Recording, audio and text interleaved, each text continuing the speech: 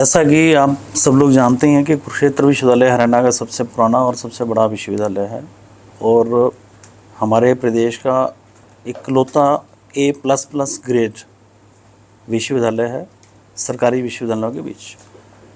हमारा अभी इस सेशन का 2024-25 का एडमिशन शुरू हो चुका है।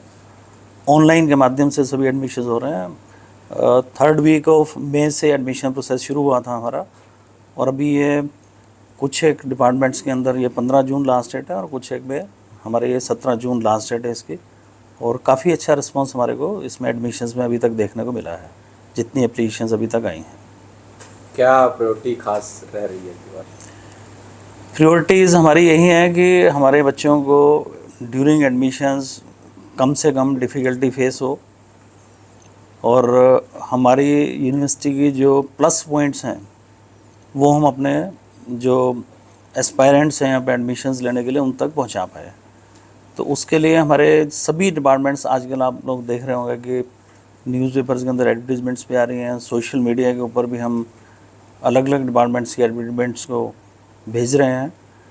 तो प्रयास ये है कि हमारे जो भावी विद्यार्थी हैं वो ज़्यादा से ज़्यादा संख्या के अंदर यहाँ पर अप्लाई करें, यूनिवर्सिटी को जानें और यहाँ पर एडमिशन्स लेकर अपना एक अच्छा करियर बना पाएँ।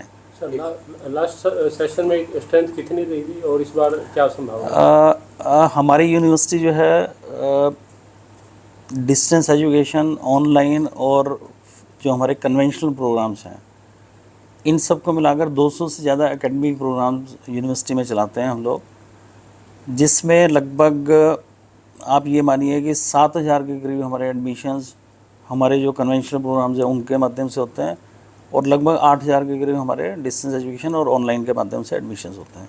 तो आप ये कह सकते हो कि लगभग 15000 के करीब स्टूडेंट्स हमारे एडमिशन्स लेते हैं यहाँ पर। कन्वेंशनल प्रोग्राम्स के अंदर हमारा जो अर्स्ट वाइल यूनिवर्सिटी कॉलेज इसको बोलते थे, IHS इसमें है, तो लगभग 1200 के करीब सीट्स वहाँ पर रहती हैं। और हमारे जो यूनिवर्सिटी टीचिंग डिपार्टमेंट्स हैं, बाकी सीट्स जो हमारे मैंने टोटल 7000 बताई, बाकी सारी सीट्स वहाँ पर UTD डिपार्टमेंट्स ही रहती है। तो इस तरह से ये एडमिशन प्रोसेस चलता है।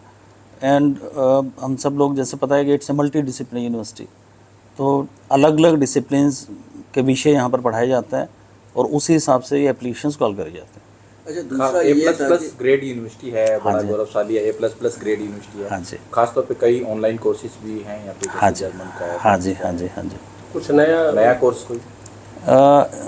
नेशनल एजुकेशन पॉलिसी 2020 में उसकी जो एक प्रोविज़न ये है कि हमने जो ग्रॉस एनरोलमेंट रेशियो जो GER बोलते हैं, GER प्रेजेंट हमारा 29% के आसपास है हायर एजुकेशन का, और NEP के हिसाब से हमने इसको आने वाले समय के अंदर 2035 में 50% तक लेके जाना है।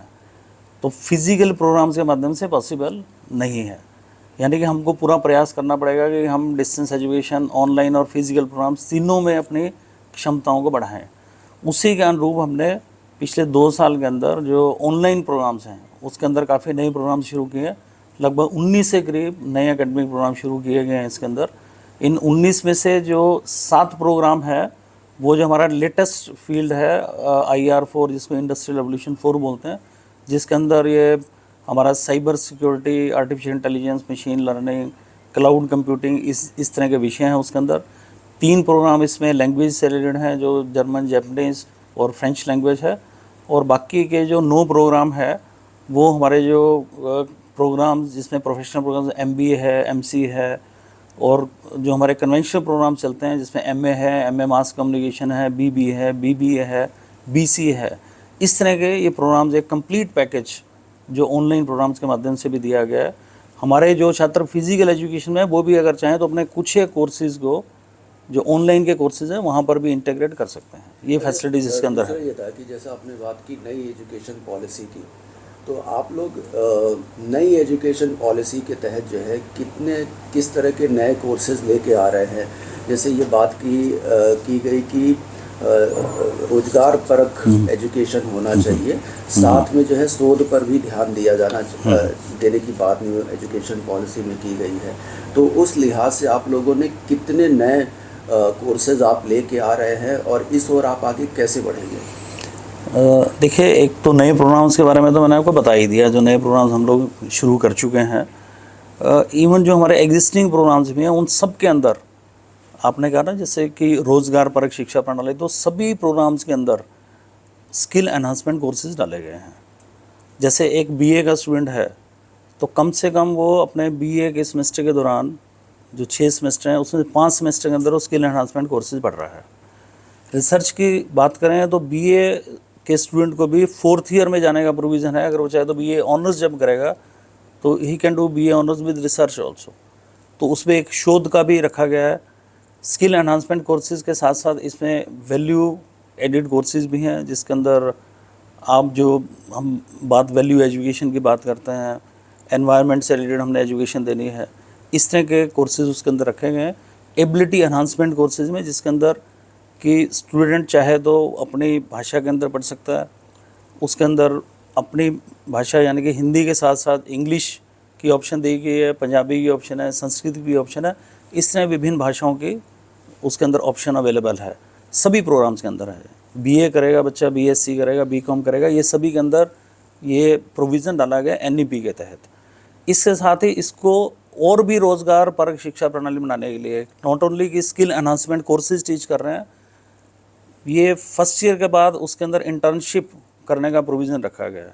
क्योंकि इसमें मल्टीपल एंट्री एग्जिट का प्रोविज़न है कि अगर बच्चा चाहे तो फर्स्ट ईयर के बाद छोड़ सकता है, तो छोड़ने से पहले उसको इंटर्नशिप कंपलसरी है। अगर स्टूडेंट चाहे तो सेकंड ईयर के बाद भी छोड़ सकता है, यानी कि जब भी एग्जिट करेगा उसको एक इंटर्नशिप कंपलसरी है। तो इसमें हमने इस तरह से प्रोविज़न बनाया कि 50% स्टूडेंट्स जो हैं वो फर्स्ट ईयर के बाद इंटर्नशिप करेंगे, 50% वो सेकंड ईयर के बाद इंटर्नशिप करेंगे। जो स्टूडेंट फर्स्ट ईयर के बाद छोड़ना चाहेंगे वो कंपलसरीली फर्स्ट ईयर के बाद इंटर्नशिप करेंगे। वो इंटर्नशिप इंडस्ट्री के माध्यम से होगी। हमने इसके लिए गाइडलाइंस बनाकर सभी एफिलिएटेड कॉलेजेस के अंदर भी भेज दी हैं, और उम्मीद है कि इस बारी जितने भी बच्चे इंटर्नशिप करेंगे वो एक बहुत अच्छा एक्सपीरियंस लेकर आएंगे वहाँ से। सर, अक्सर देखने में आता है कि स्टूडेंट फार्म भरते हैं ऑनलाइन माध्यम से, दूर दराज से बैठे हैं, तो उन्हें कई बार साइट क्रैक हो जाती है, हैक हो जाती है। उसको लेकर कुछ आगे बेहतर प्रयास किया जाए स्टूडेंट्स की मदद की समस्या। आप ठीक कह रहे हैं कि कई बार इस तरह के इश्यूज़ आते हैं, क्योंकि ये जब भी हम एक नई टेक्नोलॉजी का यूज़ करते हैं तो शुरू में कुछ इस तरह की प्रॉब्लम्स रहती हैं, और इसमें आप कितना भी बेस्ट प्रयास करो, ये जब इसको हम यूज़ करना शुरू करते हैं कुछ ना कुछ ऐसे बिंदु स्टूडेंट्स की तरफ से आते जरूर हैं। तो उसके लिए हमारी टीम है जो कि साथ साथ जिस तरह की भी कोई डिफ़िकल्टी आती है तो उसको एड्रेस करती है। हमारा अपना इंटीग्रेटेड यूनिवर्सिटी मैनेजमेंट सिस्टम है, IUMS के थ्रू ऑनलाइन एडमिशन्स हो रहे हैं। हमारे जो एफिलिएटेड कॉलेजेस हैं उनके अंदर जो government of Haryana higher education department है वो सेंट्रलाइज्ड एडमिशन करते हैं, वो भी ऑनलाइन के माध्यम से ही करते हैं। प्रॉब्लम्स आती हैं इसमें, पर प्रयास ये है कि प्रॉब्लम कम से कम आए, और अगर कोई प्रॉब्लम आती है तो तुरंत उसको एड्रेस किया जाए।